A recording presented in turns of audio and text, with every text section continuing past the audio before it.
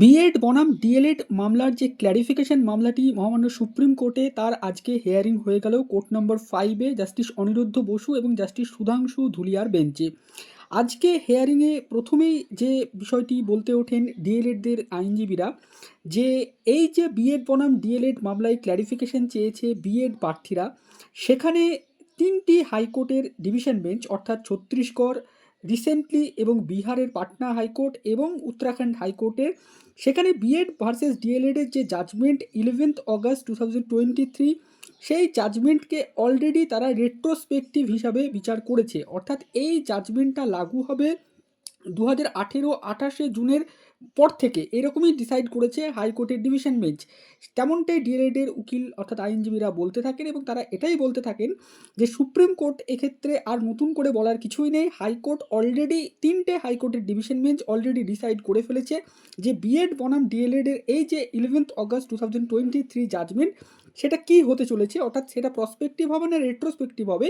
এক্ষেত্রে high court already এটাকে retrospective হিসাবে ডিসাইড করে ফেলেছে এবং এই জাজমেন্টের ভিত্তিতে বিএড অ্যাপয়েন্টেড অর্থাৎ বিএড রিক্রুটেড টিচারদেরকে কিন্তু বাতিল করেছে বা টার্মিনেট করেছে। তো এই বিষয়টার ক্ষেত্রে পাটওয়ালিয়া স্যার, যিনি বিএডদের পক্ষ থেকে বলছিলেন, তিনি প্রবল আপত্তি তোলেন এবং তিনি একটি কথা বলেন যে no high court can decided the issue, অর্থাৎ হাইকোর্ট এই ম্যাটারটাকে ডিসাইড করতে পারে না। কিন্তু ডিএলএডদের পক্ষ থেকে বলা হয় যে না, হাইকোর্টের 226 নম্বর ধারায় হাইকোর্ট যে কোনো ম্যাটারকে ডিসাইড করতে পারে এবং সেই এখতিয়ার প্রয়োগ করে হাইকোর্ট ডিসাইড করেছে। কিন্তু এক্ষেত্রে পাটোয়ারি স্যার প্রবল আপত্তি তোলেন। তিনি বলেন সুপ্রিম কোর্টে যেহেতু ম্যাটারটা পেন্ডিং অবস্থায় রয়েছে এবং যেহেতু এই জাজমেন্টটা সুপ্রিম কোর্ট থেকে দেওয়া হয়েছে, সেহেতু এই জাজমেন্টের যে ক্ল্যারিফিকেশন সেটা সুপ্রিম কোর্টে দিতে পারে, সেটা সুপ্রিম কোর্টেরই এখতিয়ারে রয়েছে, সেটা কোনো হাইকোর্টে দিতে পারে না এবং হাইকোর্ট এক্ষেত্রে ডিফারেন্ট ভিউজ প্রদান করছে, যেটা গ্রহণযোগ্য নয়। তো এই ম্যাটারটা বলেন। তারপরে মীনাক্ষী অরোরা ম্যাম তিনি একটি ডাটা তুলে দেন হাইকোর্টের মহামান্য সুপ্রিম কোর্টের কাছে, যে মহামান্য সুপ্রিম কোর্ট প্রিভিয়াস যে হেয়ারিংয়ে তিনি জানতে চেয়েছিলেন তারা, যে আমাদের দেশে কত ভ্যাকান্সি রয়েছে এবং কোনো ব্রিজ কোর্স আছে কিনা। সেক্ষেত্রে মীনাক্ষী অরোরা ম্যাম তিনি আরটিআই করে একটি রিপোর্ট জমা দেন এবং তিনি বলেন যে 2024 মার্চের সাল অবধি আরটিআই রিপোর্ট অনুযায়ী আমাদের দেশে কোনো ব্রিজ কোর্স নেই বিএডদের জন্য। অর্থাৎ এই বিষয়টা তুলে দেন এবং তিনি যেটা বলতে থাকেন যে যারা বিএড অ্যাপয়েন্টেড টিচার বর্তমানে চাকরি করছেন, তারা একেই তো প্রথমে এলিজিবল নয় এনসিটির নোটিফিকেশন অনুযায়ী, যেটা বাতিল করেছে মহামান্য সুপ্রিম কোর্ট। তাছাড়াও দেশে কোনো ব্রিজ কোর্স নেই যে তাদেরকে ভবিষ্যতে নতুন করে ট্রেনিং করানো যাবে। তার ফলে কিছু ইনএলিজিবল প্রার্থী অর্থাৎ ডিএলএড এদের মতে, উকিলদের মতে, যে কিছু ইনএলিজিবল বিএড প্রার্থী তারা পড়াচ্ছেন প্রাথমিকে, যেটা দেশের জন্য ক্ষতিকর। সংবিধানের যে 21A ধারা সেটার জন্য ক্ষতিকর। তার ফলে তাদেরকে যাতে করে ইমিডিয়েটলি বেসিসে তাদেরকে যাতে করে কোয়াস্ট করা হয় এবং টার্মিনেট করা হয় তাদের জবকে, এবং সেখানে যাতে করে ডিএলএড ক্যান্ডিডেটদেরকে নেওয়া হয় যারা যোগ্য। তো এই আর্গুমেন্টটাই করতে থাকেন এবং তিনি আরেকটি বিষয় তুলে ধরেন যে যেহেতু যে ব্রিজ কোর্স যেটা ভবিষ্যতে করা হবে বা ইউনিয়ন অফ ইন্ডিয়া বলছে যে তারা লঞ্চ করবে, তো সেই ব্রিজ কোর্সে তারা যে কোয়ালিফাই করবে যারা অ্যাপয়েন্টমেন্ট টিচার, সেটারও তো কোনো গ্যারান্টি নেই। তো এক্ষেত্রে মিস্টার পটোয়ালিয়া স্যার তিনি বলতে থাকেন যে ব্রিজ কোর্স কোনো কোয়ালিফাইং কোর্স নয়, এই কোর্সটার মধ্য দিয়ে যেতে হবে একজন প্রার্থীদেরকে, এটাই যথেষ্ট। তো এরপরে মহামান্য সুপ্রিম কোর্টের বিচারপতিদ্বয় তারা এই ইস্যুটাকে নিয়ে খুব গভীরভাবে চিন্তাভাবনা করতে থাকেন এবং তারা একটি বিষয় বলতে থাকেন যে তারা এই যে এই ম্যাটারটাকে তারা একটা হ্যাফাজেডলি ওয়েতে শুনতে চাইছেন না। তারা ইউনিয়ন অফ ইন্ডিয়ার কাছে প্রশ্ন করেন যে তারা যে প্রিভিয়াসলি যে অর্ডার দিয়ে যে 2-3টে বিষয় জানতে চেয়েছিলেন, আমাদের দেশে কত ভ্যাকান্সি কত এবং কতজন মানে কত প্রাইমারি টিচারের ভ্যাকান্সি রয়েছে এবং ব্রিজ কোর্স রয়েছে কিনা, তো ইউনিয়ন অফ ইন্ডিয়া সেই ইস্যুগুলোকে অ্যাড্রেস করে এফিডেভিট দাখিল করেছে কিনা। তো এক্ষেত্রে ইউনিয়ন অফ ইন্ডিয়া বলে যে তারা বিভিন্ন স্টেটকে এ বিষয়ে জানতে চেয়েছে, কিন্তু অনেক স্টেট এখনও রিপ্লাই দেয়নি, অনেক স্টেট দিয়েছে, তো এখনও তারা এই এফিডেভিটটা ফাইল করতে পারবে না। এটার জন্য তাদেরকে একটু সময় লাগবে, অন্তত 1 সপ্তাহ সময় তাদের প্রয়োজন। তো এই বিষয়টা বলেন। তারপরে বিচারপতিরা বলেন যে ঠিক আছে, তাহলে 1 সপ্তাহ সময় আমরা আপনাদেরকে দিচ্ছি, অর্থাৎ পরবর্তীতে মনডে অর্থাৎ আগামী সোমবারে এই ম্যাটারটির আবার হেয়ারিং রয়েছে। তখন কিন্তু ইউনিয়ন অফ ইন্ডিয়াকে বলা হয় যে আপনারা এই যে আপনাদেরকে বলা হয়েছিল আগে যে কত ভ্যাকান্সি রয়েছে, ব্রিজ কোর্স আছে কিনা, এর পাশাপাশি কতজন বিএড টিচার রিক্রুটেড হয়ে রয়েছে রাজস্থান হাইকোর্টের জাজমেন্টের আগে, রাজস্থান হাইকোর্টের জাজমেন্টের পরে এবং মহামান্য সুপ্রিম কোর্টের জাজমেন্টের আগে এবং মহামান্য সুপ্রিম কোর্টের জাজমেন্টের পরে এই 4টি কন্ডিশন তারা বলে দেন মহামান্য সুপ্রিম কোর্ট থেকে যে এই ডাটাগুলো প্রয়োজন।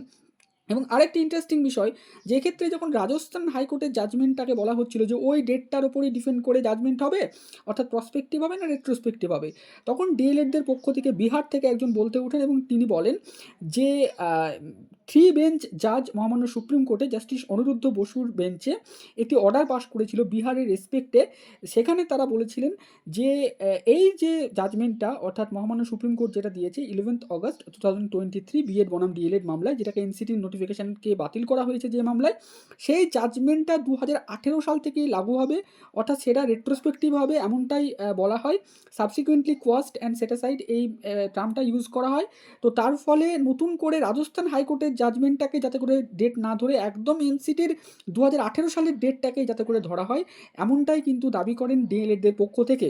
এক্ষেত্রে বিএডরা প্রবলভাবে আপত্তি তোলেন। এরপরে ভ্যাকান্সি পজিশন নিয়ে একটি লোকসভার ডাটা তুলে দেন মিস্টার পটোয়ালিয়া স্যার।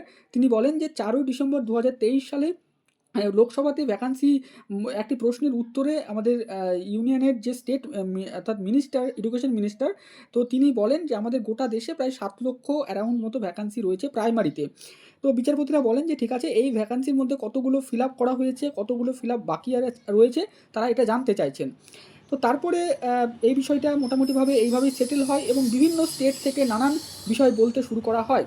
তো আমাদের পশ্চিমবঙ্গ থেকে আমি যতদূর দেখলাম সুবীর সান্যাল স্যার উকিল, উনি কিন্তু বলছিলেন যে পশ্চিমবঙ্গের ক্ষেত্রে ডাটা রয়েছে তার কাছে যে পশ্চিমবঙ্গে প্রায় 7,000 বিএড ক্যান্ডিডেট রিক্রুটেড হয়ে রয়েছে 16,500 রিক্রুটমেন্টে, এবং তারা ইললিগাল, তারা বিএড করে রয়েছেন। তো এক্ষেত্রে বিচারপতি বলেন যে আমরা ডাটা নিয়ে খুব একটা বেশি আমরা সন্তুষ্ট নয় বা জানতে চাইছি না, তার কারণ আমরা যেটা এক্ষেত্রে কোর্ট যেটা ডিসাইড করবে, কোর্ট শুধুমাত্র তাদের যে জাজমেন্ট সেটাকে ক্ল্যারিফাই করবে, এবং কোর্ট আরেকটি বিষয় করবে যে কোর্ট এই যে ইকুয়াল রাইটস, সে রাইটসটা কোর্ট এস্টাবলিশ করতে চাইছে।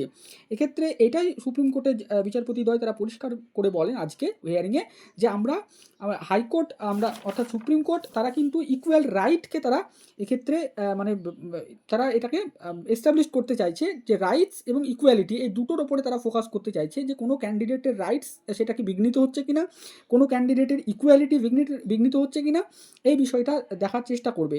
তো এক্ষেত্রে সুবীর সান্যাল স্যার তিনি বলেন যে দেখুন মিলর্ড, যারা বিএড করে চাকরি করছেন তারা তো অলরেডি ইনএলিজিবল, তার কারণ এনসিটি নোটিফিকেশন অনুযায়ী তো তাদের যোগ্যতাই হচ্ছে না, মিনিমাম কোয়ালিফিকেশান সেটা নেই, তাছাড়াও ব্রিজ কোর্স নেই, তাছাড়াও মানে এই নানান ম্যাটারগুলো তারা তুলে ধরেন। তো এরপরে বিচারপতিরা বলেন যে আমরা এইভাবে হ্যাপাজেডলি আর কত শুনবো, তার জন্য আপনারা দুটো কাউন্সিল গঠন করুন, ইউনিয়ন অফ ইন্ডিয়া বলবে, বিএড বলবে এবং ডিএলএড বলবে, এবং 8 ঘন্টা করে আমরা সময় দেবো, পুরো ম্যাটারটা হিয়ারিং করব, তারপরে আমরা ডিসাইড করব, এবং তার আগে ইউনিয়ন অফ ইন্ডিয়ার যে সাবমিশন বা এফিডেভিট সেটা কিন্তু অত্যন্ত গুরুত্বপূর্ণ। তো এক্ষেত্রে আগামী সোমবারে কিন্তু এই মামলার পুনরায় হিয়ারিং রাখা হয়েছে। আশা করা যায় সেই দিন কিন্তু এই মামলায় গুরুত্বপূর্ণ বিষয় উঠে আসবে। তো আজকে মোটামুটিভাবে এইভাবে হিয়ারিং হয়। যারা ডিএলএড আইনজীবী রয়েছেন তারা এটাই বলতে থাকেন যে মহামান্য সুপ্রিম কোর্টের জাজমেন্ট সেটা রেট্রোস্পেক্টিভ হবে, সেটা 2018 সাল থেকেই লাগু হবে, এবং যারা বিএড করে রয়েছেন তারা বলতে চান, যারা আইনজীবী, তো তারা বলতে চান যে না, এই যে জাজমেন্ট এটা প্রসপেক্টিভ হবে। 2023 সালের 11ই আগস্ট যে জাজমেন্টটা দেওয়া হয়েছিল সেটা প্রসপেক্টিভ হবে, এবং এই জাজমেন্টটা তার পরবর্তীতে লাগু হবে, অর্থাৎ 11ই আগস্টের পরে 2023 সালের পরে যারা রিক্রুটমেন্ট হয়েছেন তাদের ক্ষেত্রে লাগু হবে। এক্ষেত্রে ডিএলএডরা একটি কথা বারবার বলছিলেন যে মিনিমাম কোয়ালিফিকেশন, আর্টিকেল 21A এই সমস্ত বিষয়গুলো। তো বিচারপতিরা বারবারই একটি কথা বলেন যে আমরা শুধুমাত্র এখানে বিএড ভার্সেস ডিএলএড মামলায় যে জাজমেন্টটা দিয়েছি সেটাকে ক্ল্যারিফাই করব, এবং রাইটস এবং ইকুয়ালিটি এই দুটো ম্যাটারের ওপরে এই জাজমেন্টটা কিন্তু হবে। তো আজকের এই হিয়ারিং ডিটেলসটা আমি যতটা পারলাম আপনাদের সাথে আলোচনা করলাম। পরবর্তী হিয়ারিং ডেট দেওয়া হয়েছে, এবং আজকের যে অর্ডার কপি সেটা বেরোলে আমি ডিটেলসে ভালো করে আবার বলে দেবো। তবে আজকের যতটুকু হিয়ারিং দেখলাম এতটুকুই মোটামুটি আজকে হয়েছে প্রসিডিং। তো ভিডিওটি শেষ অবধি দেখার জন্য আপনাদের সকলকে জানাই অসংখ্য ধন্যবাদ।